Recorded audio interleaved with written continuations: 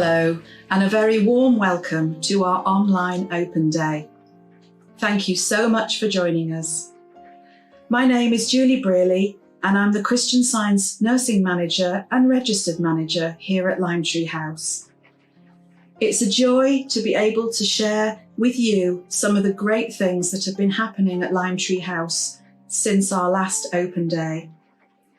You'll be hearing from the chair of our trustees, Alison Hughes, and our staff, and then we will be hearing a wonderful inspirational address by Madelon Maupin, the founder of Bible Roads Inc. So we're going to start with hymn 506. The words will come up on your screen, and please do join in and sing with us.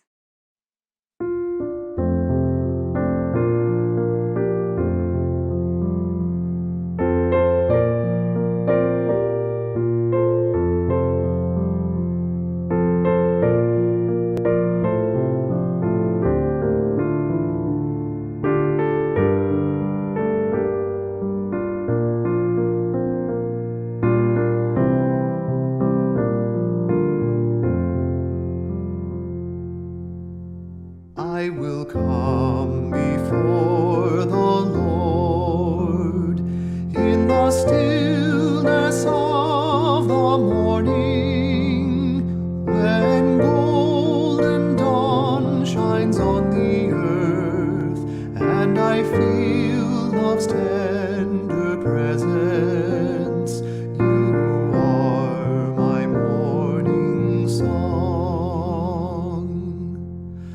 I will come before the Lord in the brightness of the midday, in rushing life and flood of sound. I can find soul's quiet haven. You are my midday song. I will come before the Lord in the softness of the evening, when nature bathes in purple light. I give thanks for Spirit's blessings. You are my evening song. I will come before the Lord in the darkness of the midnight, when moon and stars are shining clear. I feel goodness present with me. You are my midnight song. Day and night you are my song, and we sweetly sing together to worship, love, and praise your name, singing in your house forever. Day and night you are my song.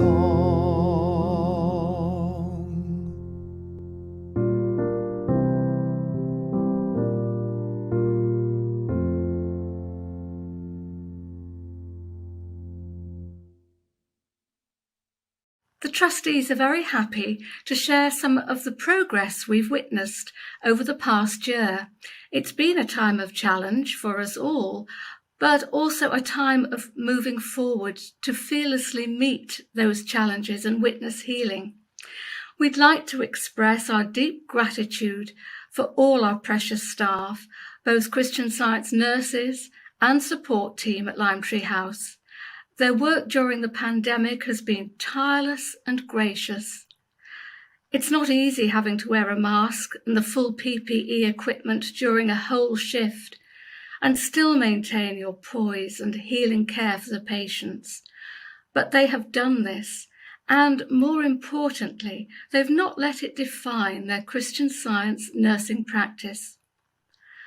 The Christian caring and compassionate response of all our staff is greatly appreciated, and the field owes a debt of gratitude to them all.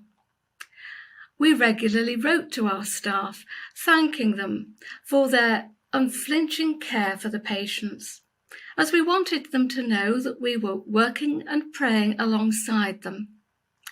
And we were so glad to provide a financial expression of gratitude too, to them for many months, along as little gifts of nice toiletries and sweet treats.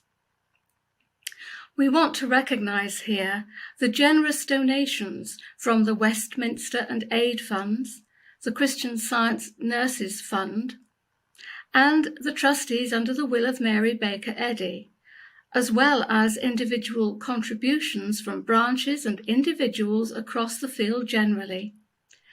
This abundant generosity has enabled us to provide all the required PPE, make our recognition payments to staff, and continue to operate at the same time as having to take fewer patients this year due to the pandemic.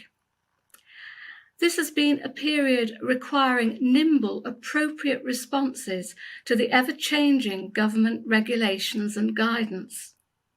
Both staff and trustees have had to be on their mettle, both metaphysically and practically, to respond in a timely and professional, but most importantly, spirit-directed way to all the requirements. It's required a huge commitment from our Christian Science Nursing Manager, Julie Brearley, and our Administrator, Stephen Brearley, and we're deeply grateful to them both. It's also meant constantly reviewing and updating existing policies and introduction of new ones. We do this regularly anyway, but it required some deep thought to provide appropriate wording for some of the new policies in order to meet those government guidelines and requirements, but still maintaining our foremost pure standard, the metaphysical basis of Christian Science nursing. This community yearning for a compassionate response to its care needs has moved us all forward. Mrs. Eddy in Science and Health with Key to the Scriptures writes, Moses advanced a nation to the worship of God in spirit instead of matter, and illustrated the grand human capacities of being bestowed by immortal mind. While it may seem that we've had to make concessions to material methods at this time, we are advancing in our practice of Christian Science, healing and nursing. Our purpose isn't something that we're having to work out ourselves and alone. It's God-planned, God-given, and unfolded through His grace. As Jesus reassures us in Luke, it is your Father's good pleasure to give you the kingdom. Thank you, Alison, for all your support over the last year. We're all so grateful for all the trustees have done for us. Well, last year we had over 500 people watch our open day, tuning in from all 4 countries of the UK, across the USA, South Africa and Europe. And we felt so blessed to have that support from around the world. So wherever you are listening to us today, it's a joy to have you with us and feel your support, and we send our love to you. Love is the foundation of all we do in Christian Science nursing. It is the most important part. We all need to feel loved, to feel the love of God and love from our fellow man. I really love to start the day to pray to see more of God's love in my work, and that those I meet, whether in person or virtually, feel the love of our Father, Mother God too. That love inspires, designates, and leads the way.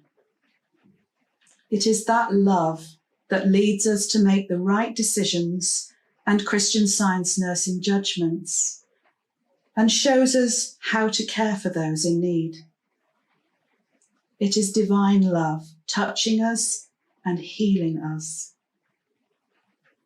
We know that we are guided rightly when we turn wholeheartedly to love for the answers.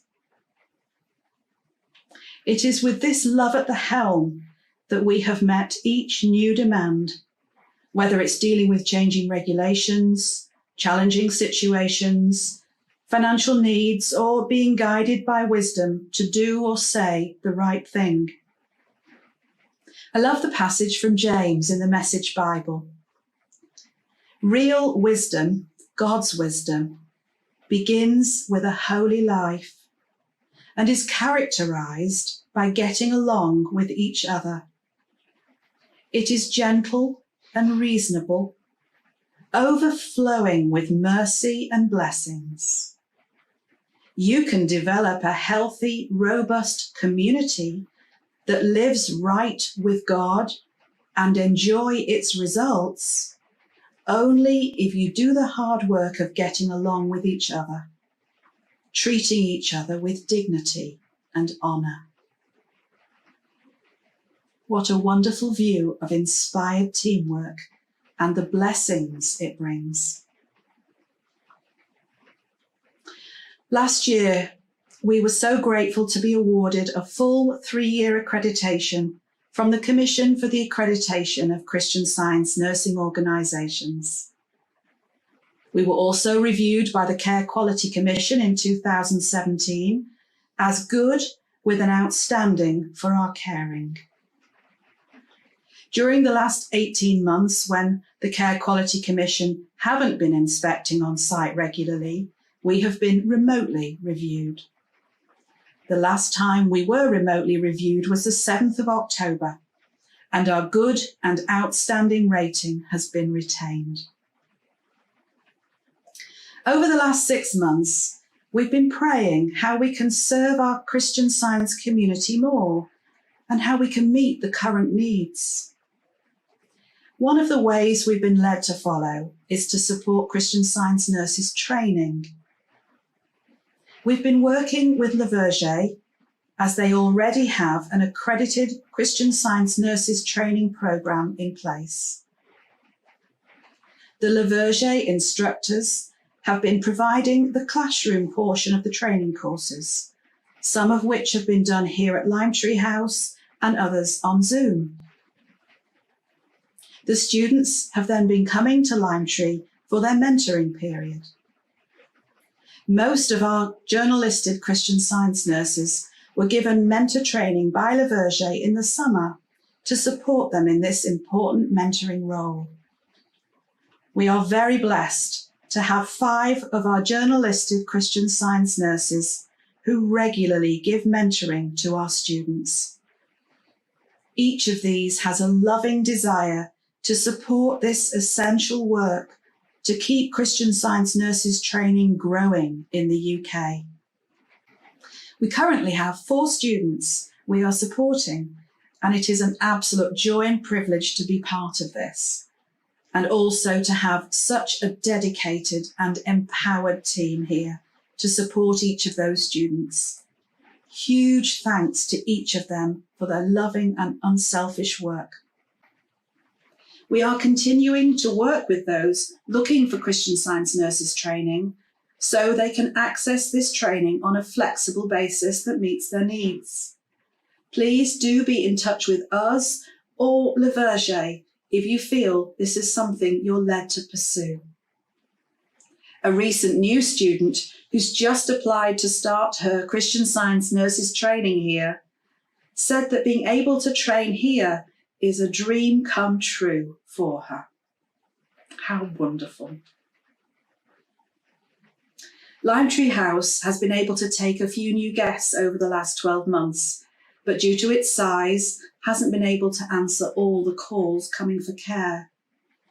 We've been grateful for the Visiting Christian Science Nursing Service at Whitehaven, which has been supporting many in the field during this time, including some here in the north of England. Where we have been able to offer a room, we've had to follow all the latest guidance. You might be interested to know that currently the requirements for coming into the house have two different avenues. One is whether you're vaccinated and the other for not vaccinated. So if the person coming is vaccinated and coming from their own home, then they will need to take a COVID test and come once the negative results are received, usually 24-48 hours. For those that are not vaccinated, they will need to complete a test, but will also have to self-isolate in their room for around 10 days. This means that the staff can come into the room to give care and meals, but that the guest has to stay in their room. We always discuss this at length with the person requesting admission, so they can make a prayerful and fully considered decision before coming. And these regulations, as we know, can change at any time, so we will always discuss with anyone who calls for admission. Here, I would like to give deep gratitude to all our staff for their wonderful, loving and inspired care and work. They each step in to support both the patients and Lime Tree, covering shifts if there's a need, and so often going the extra mile. We're still needing to wear masks at work and to give extra support to our patients so that they can see our smiles in our eyes and feel the love. We've been deeply grateful for our chefs who've continued to provide wonderful food to us all, sometimes needing to quickly change menus when suppliers can't deliver our usual items. But everything is always so lovingly prepared, and we feel the love when we eat it. Our admin team has also been fabulous, ensuring the house runs smoothly and we have extra stocks. Now, this is the bit everybody loves. We've been so blessed to witness progress and healings during this last year, and I thought I would just share with you some of them. One day, one of our patients seemed to become unable to walk, talk, or care for herself. We worked with the Christian Science practitioner on the case, and the Christian Science nurses all gave extra special care, providing care in bed for this dear one. Within a matter of a few days, the patient was able to stand, communicate, and no longer needed care in bed. It was a wonderful example of the healing power of love.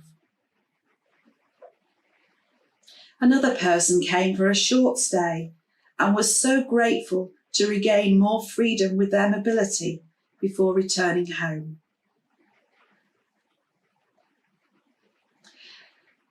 Another patient suddenly appeared to become unresponsive and needed one-to-one Christian Science nursing care in bed.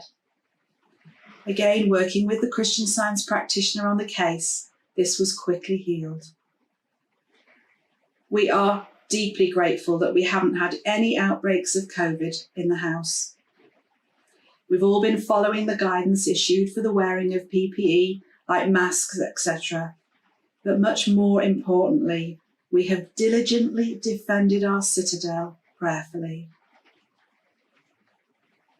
Our staff team has been having monthly metaphysical meetings on Zoom, and several Christian Science practitioners have shared inspirational ideas to support us in our work. The vaccination issue has been one that each Christian Science nurse and staff member has prayed through individually, particularly now that it is a requirement to work in a care home since the 11th of November. We owe a debt of gratitude to all our staff who have prayerfully done this to enable the house to continue to be staffed. Christian Science nurses have been blessed to be able to attend some of the many Zoom webinars over the last year from Broadview and 10 Acre in the USA and from Le Verger. This continuing professional development time has given much support to us in our work and also precious in bringing us together across borders. All our Christian Science nurses were enabled to attend the recent 2-day Christian Science Nurses Conference in October as part of their ongoing training. Now we are allowed to have visitors in the house, we have been thrilled to be able to support patients to see their loved ones again. This means that the visitor just has to take a rapid test before coming into the house, which takes about 20 or 30 minutes, and also to wear a mask. And it's been so precious to us to see family and friends reuniting with their loved ones. We've received some lovely comments from family and friends about their loved ones' care. A daughter of one of our patients said, "Just so much good. Thank you 1,000,000 times over for all the tiny details. I appreciate them all." A patient's son said, "Once again, thank you for all you do for my mum and for keeping Christian Science nursing available to such a high standard." A patient's sister said, "I'm so grateful for the wonderful work you and your staff are doing in looking after my sister. You're all doing a grand job." And from a patient, "You are all so loving. I'm so blessed being here and so grateful to everyone. Thank you for keeping us safe." And from a guest, "What I take away with me is the love and friendship of the Christian Science nurses and staff. It has been outstanding." Our trustees have been wonderful during this time. Monthly financial expressions of gratitude were given to staff for many months during the lockdowns. And they've kept in very close contact with the house, having much more frequent meetings on Zoom. And it's a joy to be able to see them return to the house again. We are all a great team with love at the helm and a true blending of all together. When challenges come up, and they do, we work together and love wins the day. We're deeply grateful for the work of the Christian Science practitioners who pray for those needing Christian Science nursing care and for Limetree. Their unselfish work brings wonderful healing and progress. They truly are an essential part of the team. The teamwork over this last 18 months has very much included the Mother Church and the Committee on Publication Support, with issues particularly relating to vaccination and regulations. It continues to show us that we are never alone. We need to reach out to each other, and we see wonderful results from such great teamwork. All the Christian Science nursing managers around the world continue to meet on Zoom monthly to share and support each other. We really are stronger when we work together in harmony and in love. I love the words in hymn 601. They're so perfect. With one accord, we join together in one divine embrace. Thank you to everyone who's been keeping Limetree House and Christian Science nurses in their prayers. We are so grateful. And thank you for your love. And we send our love and hugs to you. Thank you. Oh, Jutta, I just thought that it would be such a lovely idea, as we've discussed, to share some thoughts about gratitude, because this happens to be Thanksgiving week that this open day is being scheduled. And I know we've had some talks about it, and we've received some lovely testimonies from some of our colleagues. But I think you also have something special you wanted to share. Yes, I think it's a great idea to express gratitude. Of course, we need to express gratitude every day of the year, not just during our Thanksgiving week. But I would like to say a few words of gratitude for Julie's excellent leadership of Limetree House as Christian Science nursing manager. We have now worked together for 15 years, and in all these years, she has always been at her post, working more hours than any of the other Christian Science nurses. She's always cheerful and ready to listen to the other Christian Science nurses. And as her office is located in the middle of the nursing floor, she knows exactly what is going on and will always lend a helping hand regardless of how busy she is herself. But fortunately, Wendy is now helping her with the office work, and I'm sure that is much appreciated by Julie. Yes, certainly a big thank you. And I'm so grateful to be able to have been working all this time here at Lantry House. Oh, yes, Jutta, I do so agree with you that the qualities of grace and love expressed, the leadership qualities of grace and love that are expressed here at Lantry House are just so wonderful and supportive. It makes it a really wonderful place to work. And now I think you have a testimony of your own you'd like to share. I had been off for a few days, and when I returned to work, I was told that one of our patients had become a bed patient. She appeared to be in much pain and was sleeping most of the time.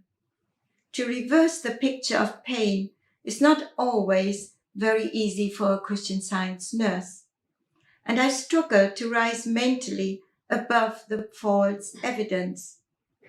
One evening at bedtime, I opened the Christian Science hymnal at random in order to read the patient a hymn. It opened to hymn 263. The last verse reads, "So we find the true atonement, knowing God the perfect friend. For in love is our at-one-ment, where all hearts in him may blend. Here from prisoning pain and sorrow have we all a sure release. Only God can give us gladness. Only God can give us peace." The line, "Here from prisoning pain and sorrow have we all a sure release," jumped off the page for me, especially the little word sure. It meant to me that because of being at one with God, we have a definite and certain release from pain. There is no room for any doubt. I thanked God for this revelation and gratefully shared it with the patient's Christian Science practitioner. We both rejoiced in that truth. I left the facility thanking God that He had given everybody gladness and peace. The next day, I was assigned to the same patient. There was a remarkable change. For the first time in the week, she wanted to get up. I settled her in a reclining wheelchair, where she stayed for most of the day. She enjoyed being in our conservatory, overlooking our lovely garden. She ate well, and the following day she was able to feed herself and started to walk again. There has been no recurrence of the pain. There's nothing more wonderful for the Christian Science nurse than to be able to be a witness to the truth. We achieve that by coming to work with our oil lamps burning bright, ready to receive the Christ. I have so much to be grateful for. During this last year, I feel that I learned more about God, and this knowledge has come from deep study and prayer to enable me to be a better Christian Science nurse. I'm grateful for the many opportunities to spiritualize my concept of Christian Science nursing by serving on several committees and attending many inspirational workshops with other Christian Science nurses from the UK, Europe, South Africa, and throughout the US. I've been humbled to learn from my colleagues how they have used their understanding of Christian Science to overcome many obstacles in their Christian Science nursing practice. It has given me courage and inspiration to feel an unbroken connection as one family embraced by eternal mind. I've had physical challenges that have attempted to keep me from attending to my work, but in each case I've turned to God and asked, Father, do I need to stay at home, or is my right place at work? One instance I recall was a skin condition that was quite severe and made me wonder if it was wise to go to work. I prayed with a Christian Science practitioner until I was absolutely convinced that what was appearing to me was not apparent to God, and therefore was nothing. I drove to work feeling absolutely free and experienced no difficulty during the shift. That night, however, it flared up, and in the morning was very painful and appeared to be worse than the day before. As I was on a sleepover and a turnaround, I was required to be at my post. During my morning prayers, I declared very firmly that this was nothing but a scare tactic by mortal mind, and affirmed my purity as God's child. And within minutes, it was all gone and never reappeared. Well, now Jutta and I are going to read some testimonies from our fellow colleagues at Lime Tree House, and I'm sure you will enjoy them. This testimony is from my fellow Christian Science nurse, Mel. Recently, when I greeted the patient at 7:20 in the morning, it appeared she was unable to get out of bed and was very quiet. Normally, the patient would walk to the bathroom, but wisdom said to wheel her. I reassured her and called the Christian Science practitioner. I quietly declared to myself that God was seeing his perfect child. I handled concern in my own thinking. When I went back to the patient, the thought came to say, there is no power apart from God, and you are his perfect child right now. She then became more peaceful, and we had a little giggle. Within half an hour, she was doing her care at the basin and was perfectly fine, and there were no further challenges with mobility. It was a lovely healing, and I was filled with gratitude at the speed of the healing. I'm going to read a testimony now from Louise Chaplin. I had a healing a few weeks back where it was very difficult to walk. My right foot was extremely painful. Every time I put weight on it so much that the only way to get down the stairs was to lead with my left foot. It had been going on for a while, but although I was doing specific prayer about it, it seemed to be getting worse, not better. The thought came that I should rest it. As it was quite swollen, and avoid walking, which of course would mean not going to work, which is working as a Christian Science nurse at Lime Tree House. But it came very clearly to me that I should continue to go to work. Several ideas and healing thoughts also came to me. Mrs. Eddy alludes to the right foot symbolizing the dominant power. I knew as a child of God I had dominion over all the earth, or dominion over so-called mortal conditions. And supporting me to carry on walking and working was this thought: whatever it is your duty to do, you can do without harm to yourself. That's from Science and Health, page 385. Also, right where the pain seemed to be is God and harmonious being. And I worked with the idea of the nowness of the scientific statement of being. Sometimes it was that I had to claim the truth with each and every step, but I continued. As time went on, I began to forget about my foot And after about a month or more, I realized I was completely healed. Christian Science to me is the pearl of great price. And because I have this science, I feel so very rich and blessed. I am so grateful. And this testimony is from Jill Humphreys. While working on an AM shift and being the charge nurse that particular morning, 2 members of staff seemed to be having trouble getting on with each other.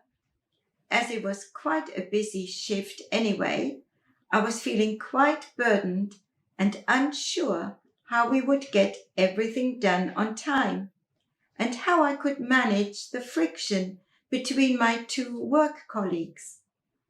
I turned my thought to God and just asked to know what to do.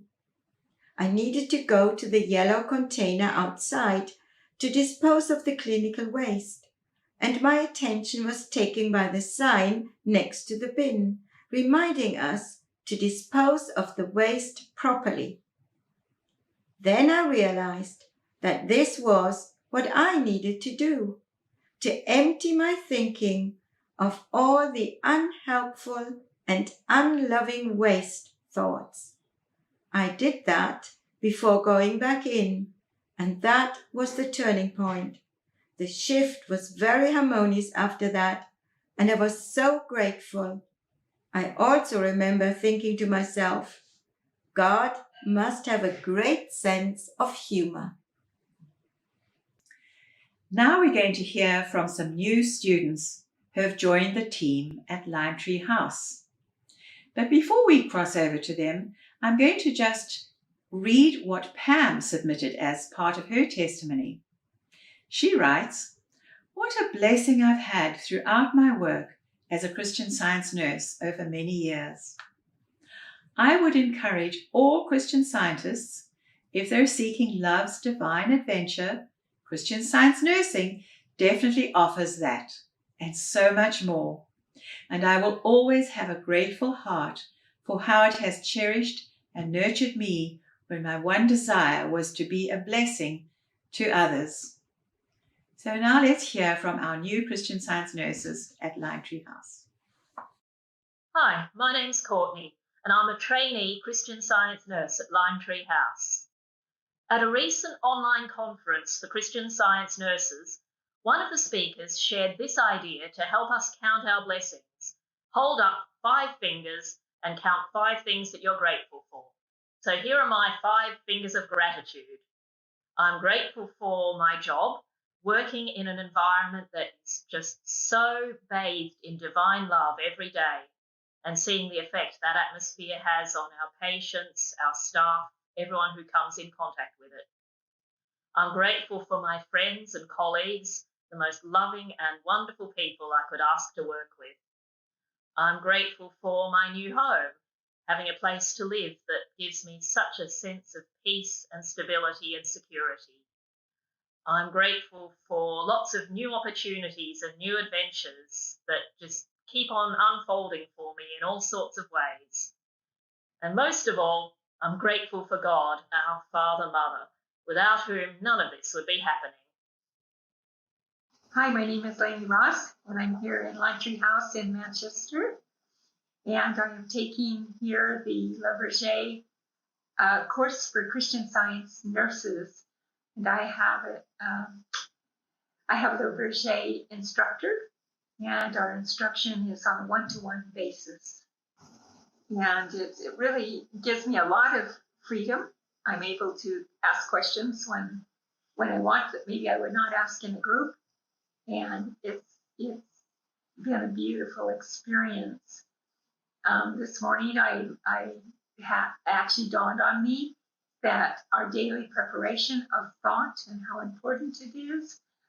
I do read the lesson, do my studies every morning in the early hours and go out. But now I have a different understanding where I know that I've got to be alert and ready every moment and keep my thoughts spiritualized. I've had a challenge here, and it's not anything I expected the training to be, but it's showed me how it is to be on the receiving end of Christian Science nurses with this challenge. Even the chef has brought me my meals, and others have helped me with things that needed to be done. And when I left the facility at night, I was required to call them to let them know that I had got home okay and that everything was all right.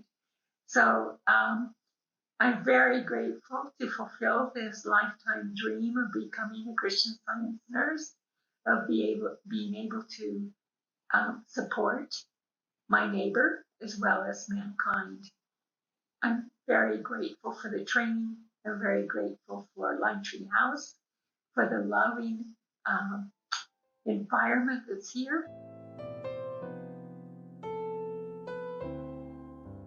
By popular demand, you're now going to hear a poem written by Debbie, one of our fabulous chefs. Debbie writes the most amazing poems nearly every day, and they're enjoyed by us all on our staff WhatsApp group. Lime Tree House is a beautiful place. It's God's own oasis. It's full of grace. It's a lovely bungalow with views from each room. And if you're brought by a relative, we have a spare room. We have a beautiful garden with a little pond. Patients can sit outside and listen to the birds' song.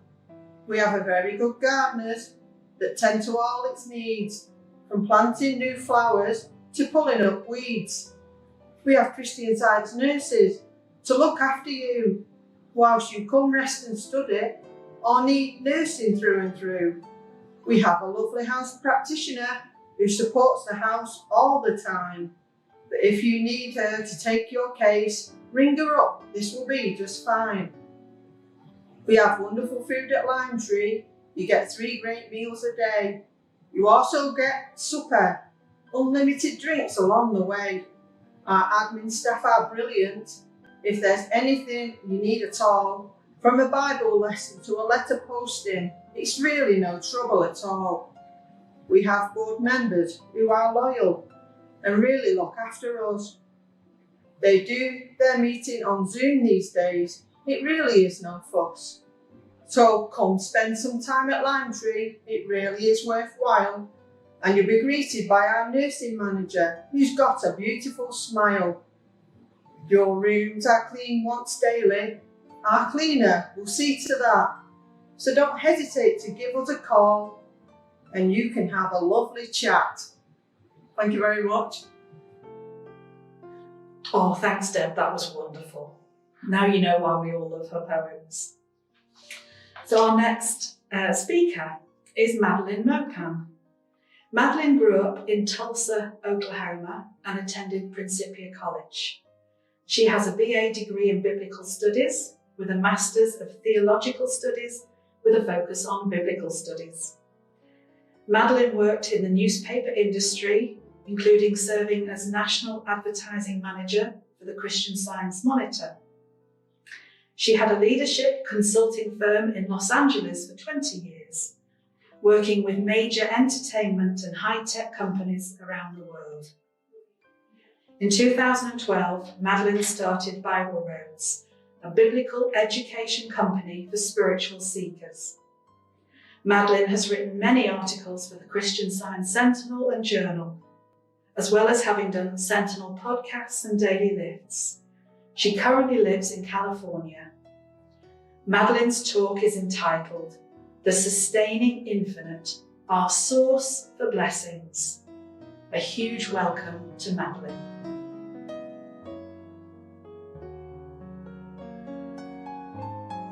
Hello, and thank you so much for inviting me to talk on the sustaining infinite, our source for blessings. It is a huge joy to be with you today, and a very special thank you for inviting me. I very fondly remember my time at Lime Tree House. I was there in 2018. Maybe some of you came to the talks that we did there, and I loved meeting the team. So it's a joy to be with you on the field again and doing anything I can to support this incredibly important work that Lime Tree House is doing for your field. And really, a very special thanks to all the Christian Science nurses, the staff, the administrators, the leadership team, the trustees, and everyone, including the families and the guests who help support the vital work of Lime Tree House. And those of us looking in from the outside can probably not even imagine the challenges that have come to this team over the last year with this pandemic. So a really very special kudos on each one of you for standing at your station and doing your work. We're so grateful. And that leads us to your perfect theme for this Thanksgiving season, Big with Blessings. And that's, of course, from that opening line of the preface to Science and Health with Key to the Scriptures by Mary Baker Eddy, to those leaning on the sustaining infinite. Today is big with blessings. You know, I've always loved that sentence, but your invitation made me think much more deeply about it. In fact, this exercise made me think a great deal about a fellow Brit of all of yours, Peter Henniker-Heaton. You probably know there's an incredible new book that the Long Year organization has published called Man of Joy by Kim Chouette. And you know those stories, I'm sure, of Mr. Henniker-Heaton lying in bed while his wife Rose went to work, and he would read a page or two of Science and Health or ponder one sentence all day long. And that's how he had his incredible healing. So if you're not familiar with that healing, I'm sure Julie and the others at Lime Tree House can find it for you and share it with you. But you might also look up that new book at Long Year. So I first noticed that this opening statement is a promise, just as the Bible is filled with promises of God's tender love, such as Psalm 18:28. For thou wilt light my candle. The Lord my God will enlighten my darkness. This opening promise in our textbook is an assurance to every reader from every walk of life and circumstance, seekers who are weary, fearful, skeptical, ill or sick, penniless, regardless of the reader's situation or circumstance. This promise stands as a candle in the darkness that those leaning on this sustaining infinite will find their day big with blessings. I'd never seen that before. Maybe you have, but I love that the preface chapter opens with that promise. Next, I noticed that this promise requires something of the reader right off the bat, to do something. This promise makes a demand on us. You remember that Jesus usually required something of everyone he encountered in his healing ministry. Take up your bed, go and sin no more, he said to the adulterous woman. Follow me, he said to so many of those disciples. So this opening promise requires the reader to do something.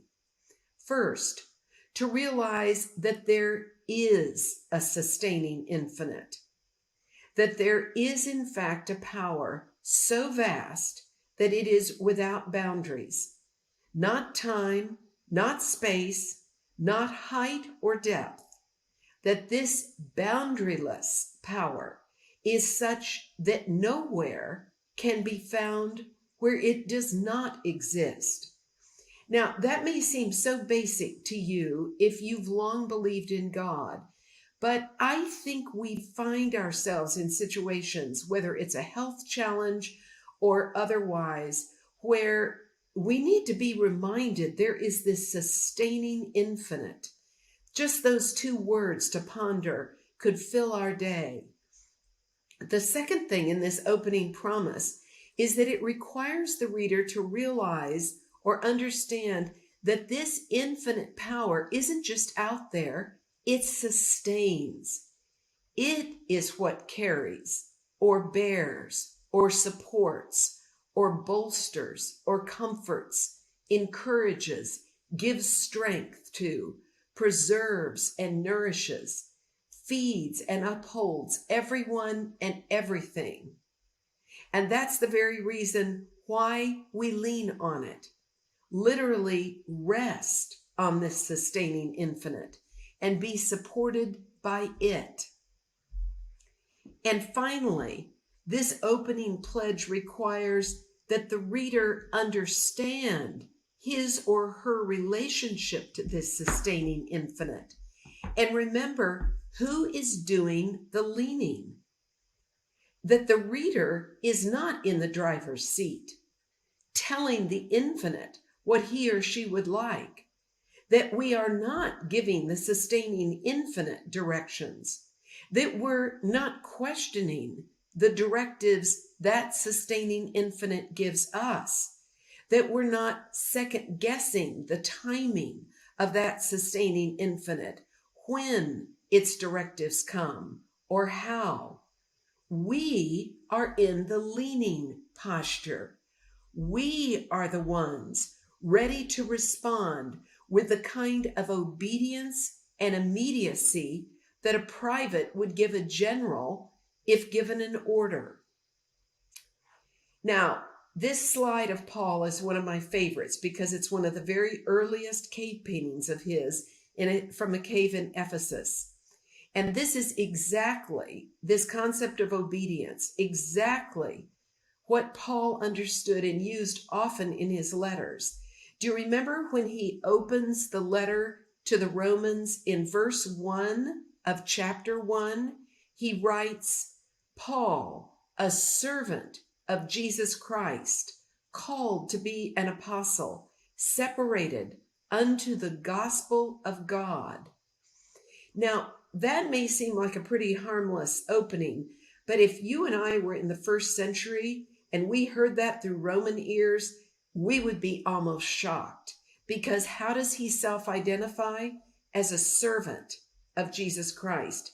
Now, you and I might think of Downton Abbey or Upstairs, Downstairs. Your BBC programs, as you know, are one of Britain's most wonderful loved exports to Americans and to people all over the world. But the point is, this word servant is from the Greek doulos, and it might conjure up a 19th century waiter with white gloves holding a tray up. But doulos had a far different meaning in the first century. You know, in the Roman Empire, a full third of the population were slaves. Another third were free, but that middle third were freed slaves.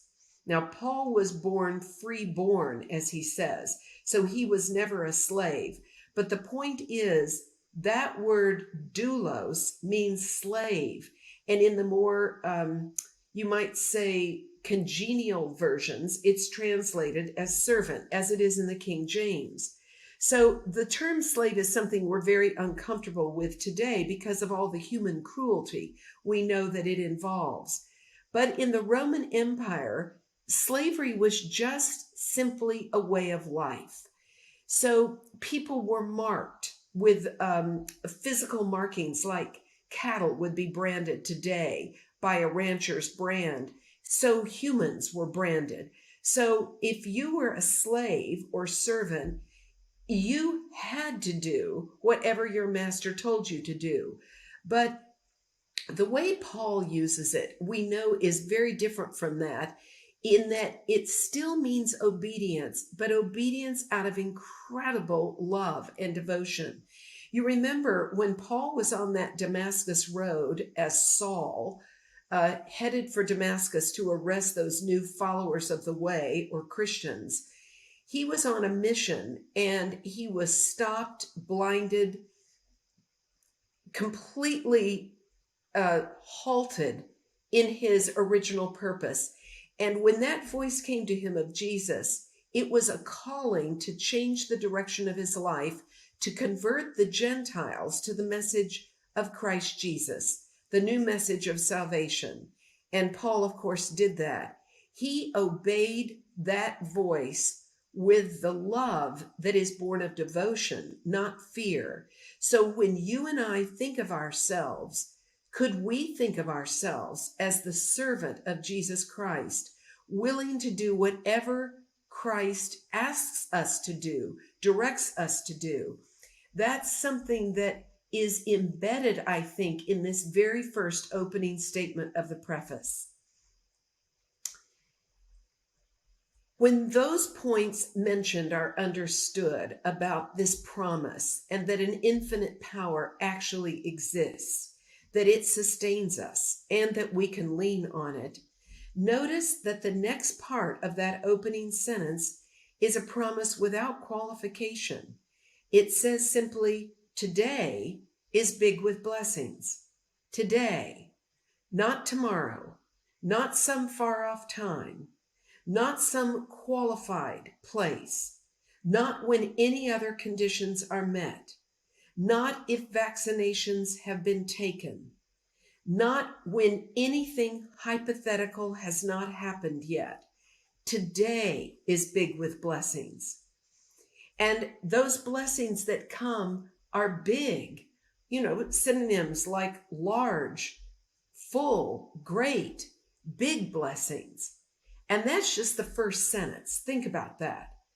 I could go on and on about that sentence, but I thought I better stop and get on with this talk. But I was so thunderstruck by the power of that opening promise, and that really the next 700 or 699 pages through the fruition of the fruitage chapter are simply other ways of saying how this promise is going to be fulfilled and why you and I can trust it.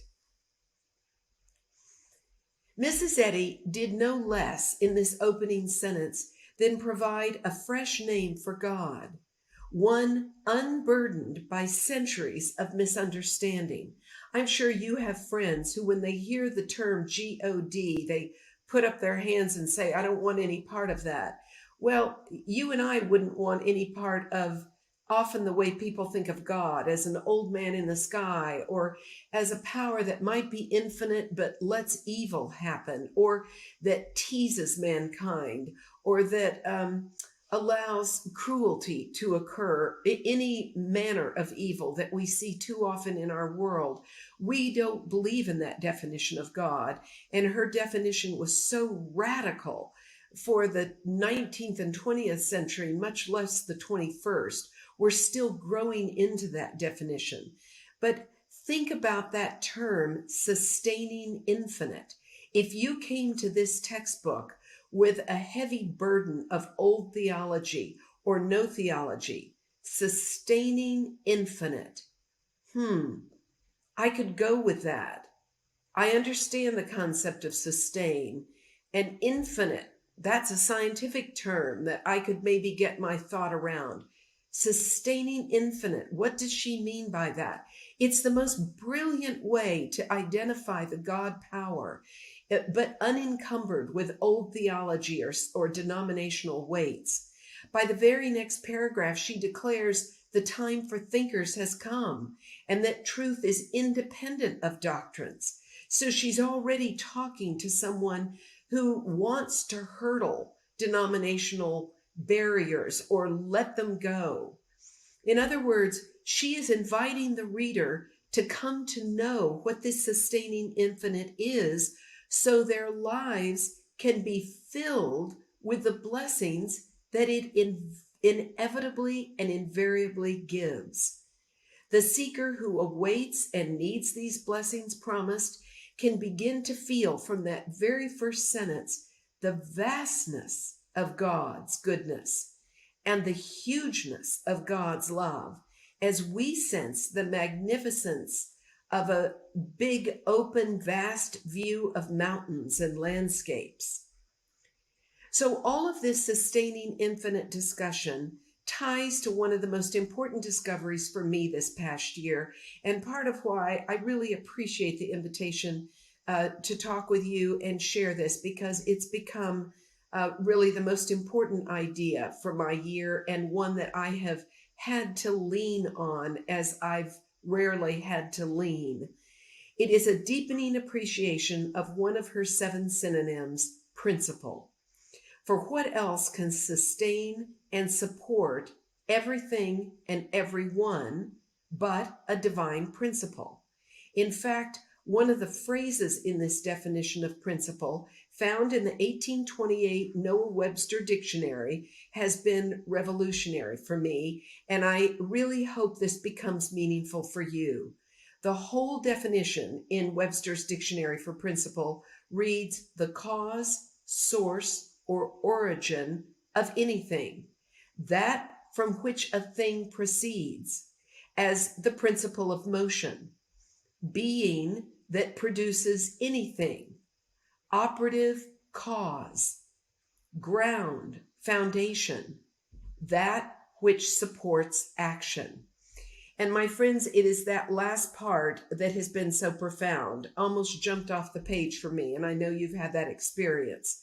This makes sense if you think of principle as a kind of platform on which things derive, from which things derive, a foundation from which all good springs, the groundwork from which all decisions are made, all structure is built. Principle is the platform on which you stand with every action you take, coming from that spiritual foundation. It's the foundation on which Lime Tree House stands to fulfill its mission of ministry of Christian Science healing. For example, Archimedes' principle, which I'm sure you learned in school, governs the physical laws of buoyancy.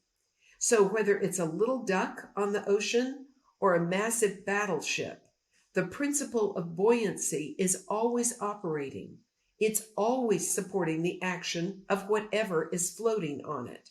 It doesn't make exception for who is floating, what is floating, how large or small, how heavy or light. It doesn't matter. The principle of buoyancy is always at work, 24/7. Now, that brings us to the definition of church. That definition of principle as that which supports action gives new insight into our definition of church from Mrs. Eddy's textbook. The structure of truth and love, whatever rests upon and proceeds from divine principle. What an incredibly comforting thought that church supports us. It's not the other way around. It feels like it sometimes. One more committee, one more assignment, one more responsibility, one more trip to the physical building to do something, get something, provide something. But in fact, church supports us because we stand on divine principle. Church rests, its structure rests on that divine principle. And the same is true for all the workers at Lime Tree House, who are supported by this divine principle that holds up, bolsters, and underpins all Christian Science nursing action, all caregiving, every single unselfed action that you take as a Christian Science nurse, as a family member that visits, as an administrator or leadership team member of the organization, as a trustee. Every single action you take is supported by divine principle. Mrs. Eddy tells us repeatedly that her discovery came from the Bible. This is so clear in her definition of God from the glossary of our textbook. After the first 7 terms, she then identifies 7 terms she later refers to as her 7 synonyms. I know you all know these well, but listen to the order. After the great I am, the all-knowing, all-seeing, all-acting, all-wise, all-loving, and eternal. What's the very first synonym? Principle, followed by mind, soul, spirit, life, truth, love. And she goes on. I had always been told that 6 of those 7 synonyms were biblical, meaning they were found in the scriptures. You can remember God is love, God is spirit in the Gospels.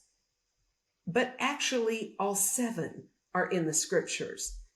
And the one that is often thought not to be is the synonym of principle.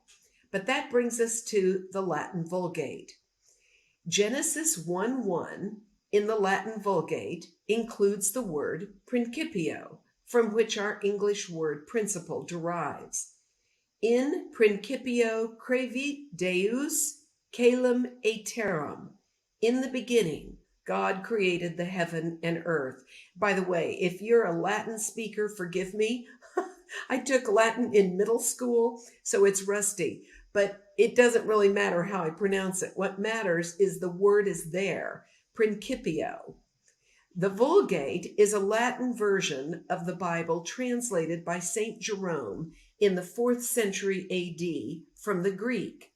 It was needed because by that time, the Roman world was no longer speaking Greek, they were speaking Latin. That became the first language of children, certainly used in the Roman military, even in the 1st century when Jesus was with us.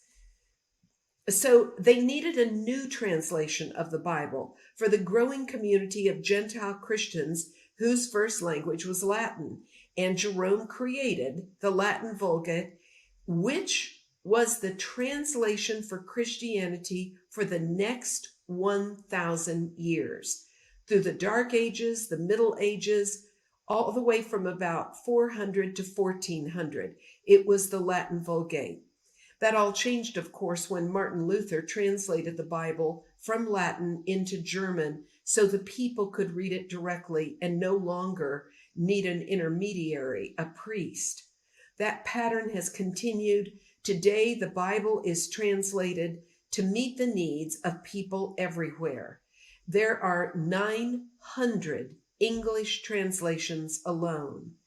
And on the planet, it is thought that there are over 7,000 what are considered living languages in the world. And as of 2020, the entire Bible was translated into 704 of those languages. The New Testament has been translated into over 1,300 languages, and parts of the Bible, such as the Psalms, in over 1,100 additional languages. So of the 7,000 languages, about half of them have some translation of the Bible available to them. But regardless of the language and the words used, that idea of principle is at the very beginning, Genesis 1:1. And most importantly, it sets the tone for the 66 books of the scriptures. It helps us understand that Spirit, the great creator, includes divine principle, is divine principle, which supports all action. Whether it is the physical action of someone walking freely, upright, unencumbered, head held high, just completely upright, or it's the actions taken to make a decision, or to be in a certain kind of relationship, or to join an organization, or to make personal decisions. Whatever actions are in your life or in the life of all of you working at Lime Tree House and involved with Lime Tree House, all action is supported by divine principle. Now, I'm just going to say to you, I've been spending a year thinking about this. What I really hope this talk does is dangle this in front of you as some sweet thing to savor, because frankly, I have been chewing on this for a long time. And the more I do, the more meaningful it is. And I just invite you from the bottom of my heart to take this definition with you and see how it permeates every single corner of your life. Now, regardless of these languages and words used, that idea of principle is there. And we yield to this principle. We allow its support. We experience this bolstering up, just like that rubber ducky might on the ocean or that battleship. Now, I want to talk for a moment about the book of Genesis. A more known or conventional way of thinking of principle is at the very beginning of that definition I read, which is origin or source. And that definition obviously explains why the term principio or principle has to be at the very beginning of Genesis. First book of the scriptures, first chapter, first verse. Principle is at the beginning in the lineup of Mrs. Eddy's definition. We want to keep asking ourselves, why is principle there from the get-go?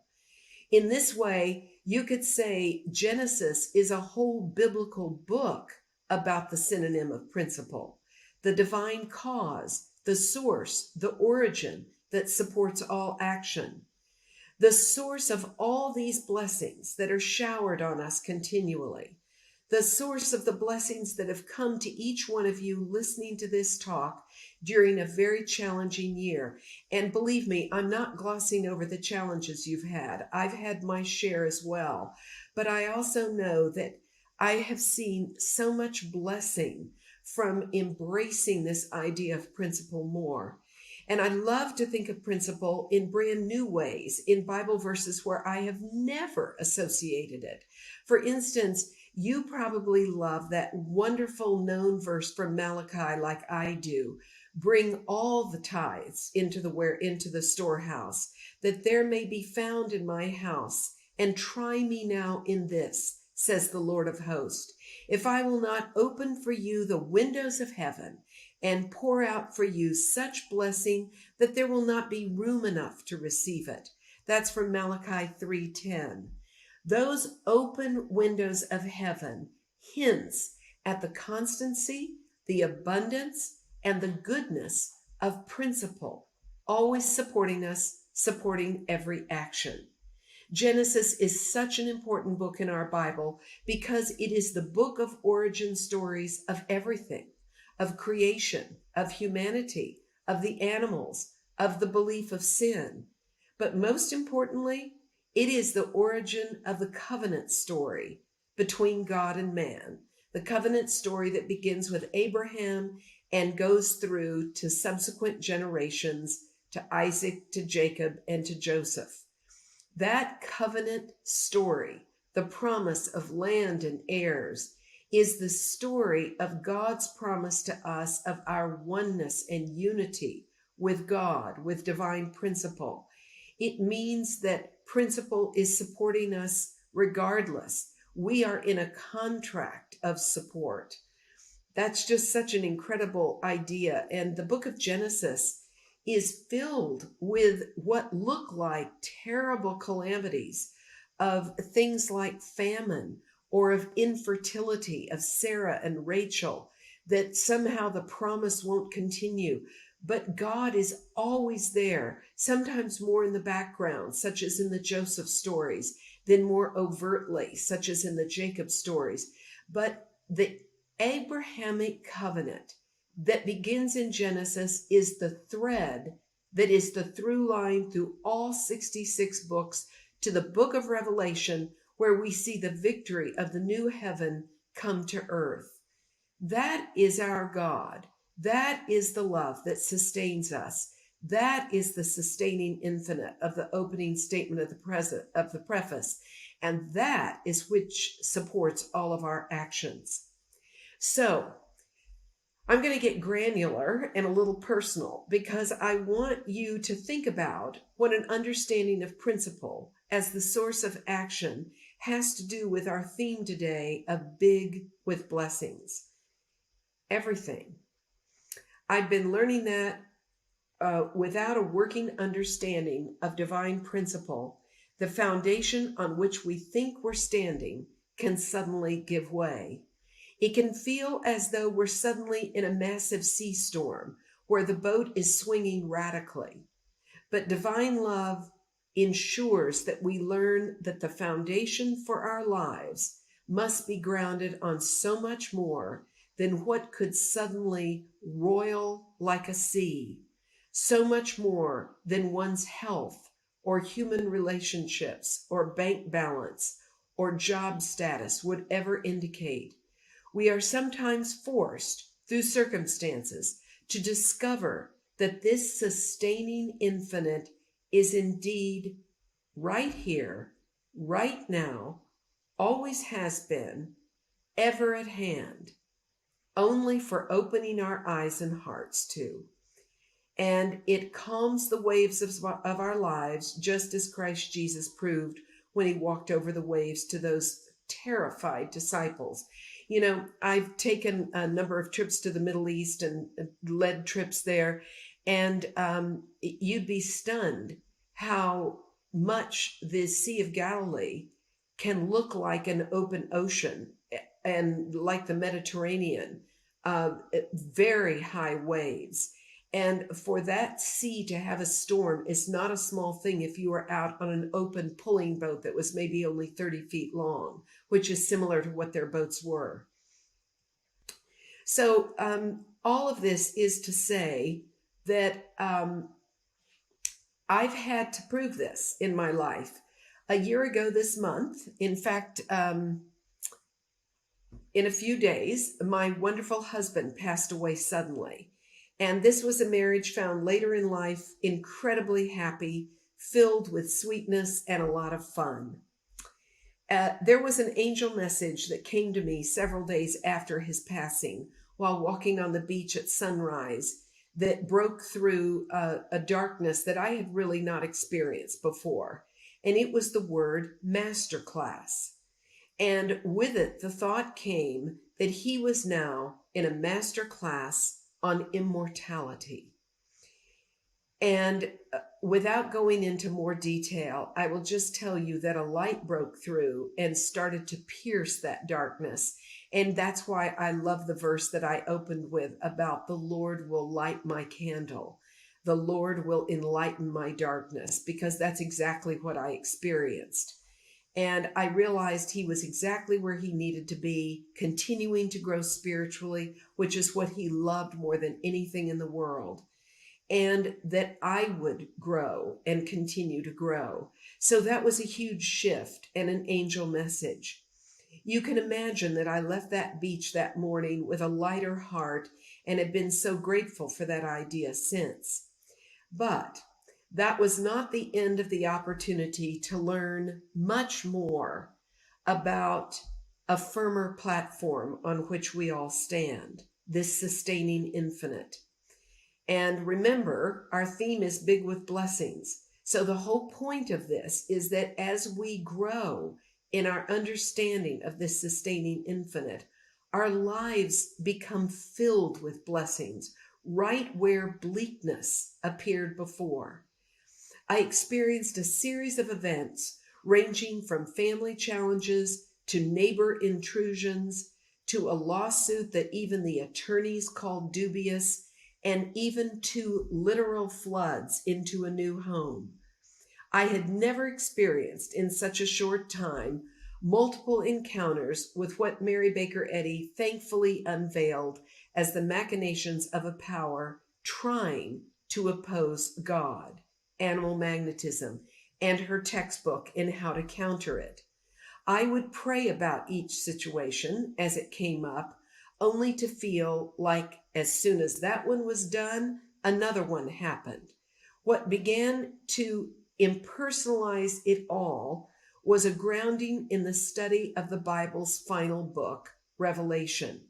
It is filled with evil donning various masks to try to intimidate and make us believe that somehow the Christ is not present, that light from the sustaining infinite is not with us. And we learn that Christ comes to destroy the beast that would have us believe man is somehow separated from God good, from that sustaining infinite. The claim for me was that one can be alone and vulnerable, exactly the state in which the winds of mortal mind try to blow us not only off course, but off our feet. And wasn't this the exact same claim that the entire world was having to face these past 18 months or so? That a pandemic forced people to be alone, separate from what? From love, from support, from friendship, from all the things that we have with each other, whether it's our families, our churches meeting together, etc. So I began to realize very quickly, this is not just on my doorstep. This is coming to the portal of my thinking and many people's thinking. But this all changed when talking with an experienced Christian Science practitioner. On hearing this series of events, she encouraged me to deepen my understanding of divine principle, that I was not alone, and as I understood that sustaining infinite more, things would begin to normalize. I could hardly wait to get home from that visit and begin this search that has only deepened in the months since. The aha moment came from that new definition of principle I shared at the beginning, with a deepening appreciation of those 4 words, that which supports action. It became clear we are always standing on the divine foundation of principle, this sustaining infinite from which all right action comes, and we are never alone. Within a very short time, every single challenge began to resolve, logically, harmoniously, some of them with very little, if no human effort, and frankly, with me in wonder and absolute awe. I literally was watching the divine action that derives from principle sort out whatever needed untangling. Even the flooding was resolved in a natural, simple way to prevent future incidents. Now, while these resolutions to challenging issues are so valued, the truly biggest blessings, as your theme calls out, is to a newer and deeper understanding of our relationship to the divine, to that sustaining infinite, which is our Father, Mother, God. This is when we understand how the psalmist could write, I will praise you, for I am fearfully and wonderfully made. Marvelous are your works, and that my soul knows well. That could only have been written from someone who has experienced the life-changing action of divine principle, God, divine love in our lives, as I know every single person on this call has experienced. All these ideas can be applied so practically to the work of Lime Tree House. The action of divine principles supports each individual's healing ministry in an organization dedicated to Christian Science nursing. Whether you're a guest, preparing meals, producing a budget, scrubbing floors, it doesn't matter. Every single action grounded in divine principle, and it's the platform for all the right action of staff, guests, and trustees, working, as Mrs. Eddy wrote, in one eternal round of harmonious being. That's from Miscellaneous Writings 77. There is not a single aspect of our experience, employment, relationships, health, environmental concerns, global and national politics, that is not undergirded by this sustaining infinite. And every detail of our lives springs only from the action of divine principle, the only origin and operative cause from which all good and all these blessings derive. This is the law at work to each one at Lime Tree House. And from this basis of the sustaining infinite flow so many blessings. When challenges arise, you can take heart from this wonderful hymn, this verse by William Cowper, Ye timid saints, fresh courage take. The clouds ye so much dread are big with mercy and will break in blessings on your head. Isn't that perfect for our theme? You are already demonstrating this at Lime Tree House as you meet every trial with courage and the knowledge that only blessings are ahead as you know what sustains your work, your mission, your ministry. So I'm going to leave you with with a suggestion for 2 follow-up actions. If these ideas have meaning for you, I hope you'll think about them seriously. First, make a list of the blessings in your life this past year that are the result of this divine principle that supports all right action. No matter how big or small, experience the joy of seeing more of this sustaining infinite on which Mrs. Eddy directs every spiritual seeker to lean. See the cornucopia of blessings that are already yours as we enter this special season of Thanksgiving. The second suggestion may take you a little longer. Consider reading Science and Health with attention to her use of divine principle. Get a special colored marker and highlight every time she uses it, and ask yourself, why did she use that synonym in that sentence? To say that this has brought big blessings to my life is the grossest of understatements. As the Deuteronomist wrote, "And all these blessings shall come on thee, and overtake thee, if thou shalt hearken unto the voice of the Lord thy God," or, with slight amendment, hearken to the voice of divine principle. Thank you so much for letting me be with you today. Thanksgiving blessings and thanks to every one of you. God bless.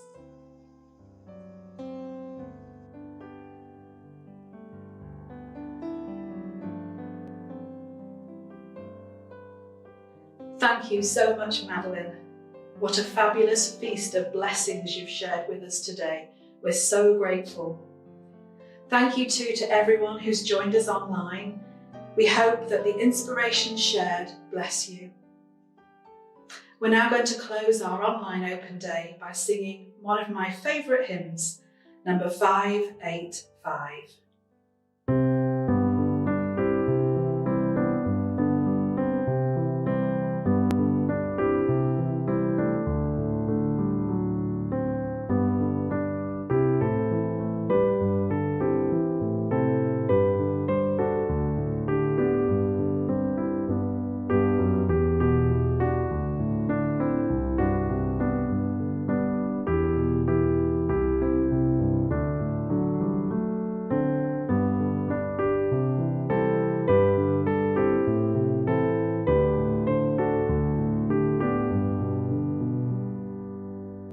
This is the day the Lord has made. Be glad, give thanks, rejoice. Stand in God's presence unafraid. In praise lift up your voice. All perfect gifts are from above, and all our blessings show the amplitude of God's dear love, which every heart may know. The Lord will hear before we call, and every need supply. Good things are freely given to all who on God's word rely. We come today to bring love praise, not for such gifts alone, but for the higher, deeper ways in which God's love